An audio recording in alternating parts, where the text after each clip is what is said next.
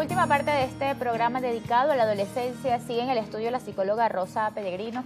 Rosa, vamos a hablar sobre las principales preocupaciones que puede tener un adolescente y cómo padres, de qué forma los podemos acompañar. Por ejemplo, el tema del bullying, del acoso escolar. Totalmente. Bueno, justamente yo no te voy a decir que no hay acoso escolar en niños, eso es mentira.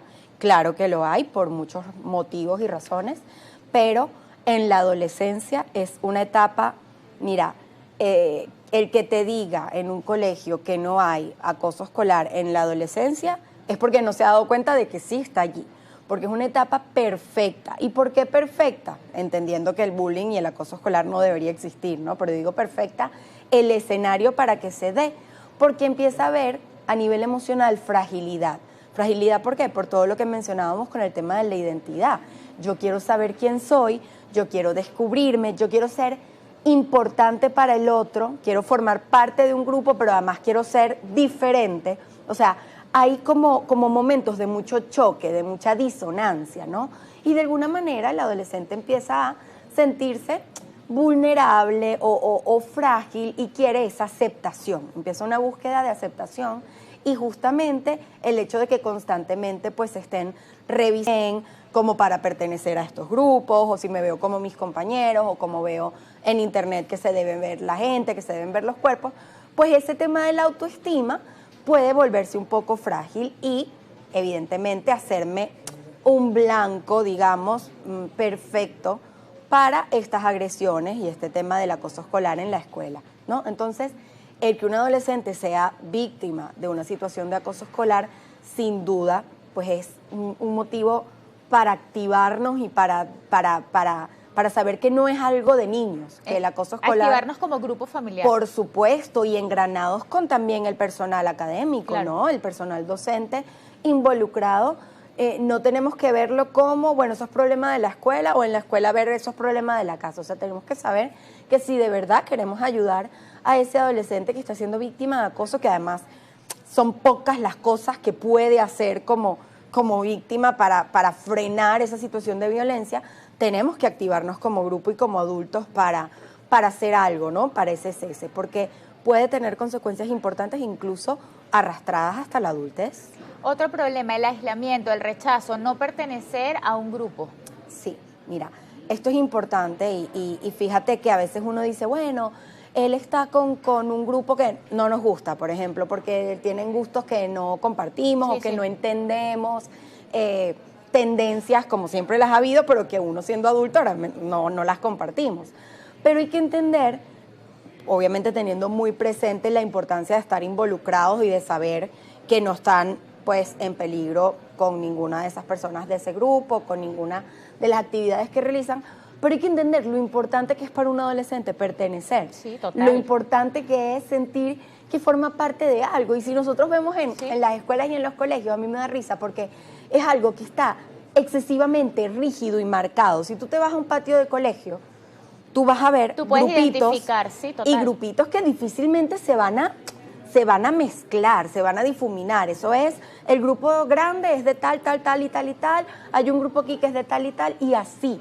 Y está muy fragmentado. ¿Por qué? Porque las normas sociales a esa edad son muy claras. O sea, hay poco espacio para la flexibilidad de yo soy amiga de estos, pero también de estos, y eso puede coexistir.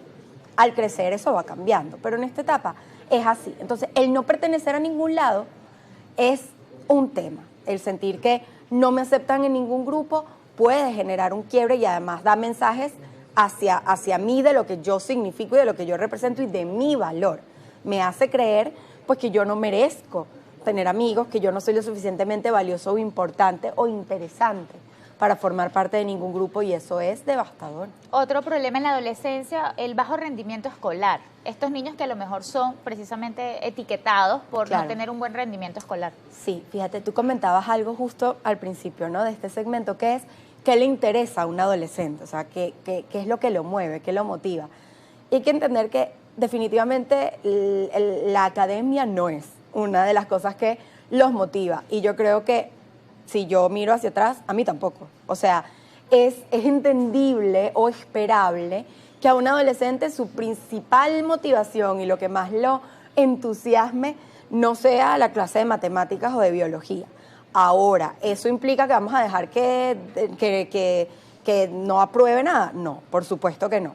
Hay que entender que hay un tema de responsabilidad que tenemos que inculcar en el adolescente. Ahora, no vamos a ver como algo que él prefiera jugar o hablar con sus amigos o incluso dormir que ponerse a estudiar. Lo que tenemos es nosotros como adultos responsables de ellos que de alguna manera fomentar esa habilidad de la responsabilidad, ese valor, mejor dicho, del cumplimiento, de la responsabilidad y reforzarle esa habilidad que tiene, bueno, con otras cosas, haciéndole ver que esto va a ser algo que le va a labrar su futuro, que va a tener consecuencias positivas en el futuro, pero no censurar que él pues no le entusiasme ese tipo de temas en este momento. Rosa, el sueño de cualquier padre es que tu hijo te tenga confianza. ¿Cómo lograr esto? Es un trabajo que se empieza desde edades tempranas, no debemos esperar que llegue la adolescencia para crear ese clima de confianza. Sin duda. Mira, lo que tú acabas de decir es importantísimo porque hay padres que a veces cuando ya llega la adolescencia y entendemos, digamos, la importancia que tiene una relación de confianza con ese adolescente, entonces ahí queremos empezar como a fomentarla. O quisiéramos que de pronto como un manto sagrado, ya cuando es adolescente, entonces él empiece a confiar en mí. Y no necesariamente es así. De hecho, es bien difícil que ocurra así. Sí. Porque si yo no trabajé, eso es como una matita.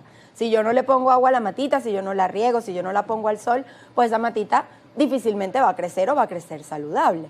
Lo mismo pasa con cualquier tipo de vínculo que yo vaya a tener. Y un vínculo que quiero que sea de confianza, que sea seguro, que sea sólido, tengo que construirlo desde que ese niño llega a mis brazos por primera vez. Uno puede construir vínculos de confianza con un bebé recién nacido, vea, y uno dice, ¿cómo? Si no, le hablo y no le entiendo. Pues por otras vías, con el afecto, con la calidez, con la seguridad de que en sus horarios, en sus rutinas, yo lo atiendo, yo le doy de comer, yo lo baño, yo lo limpio.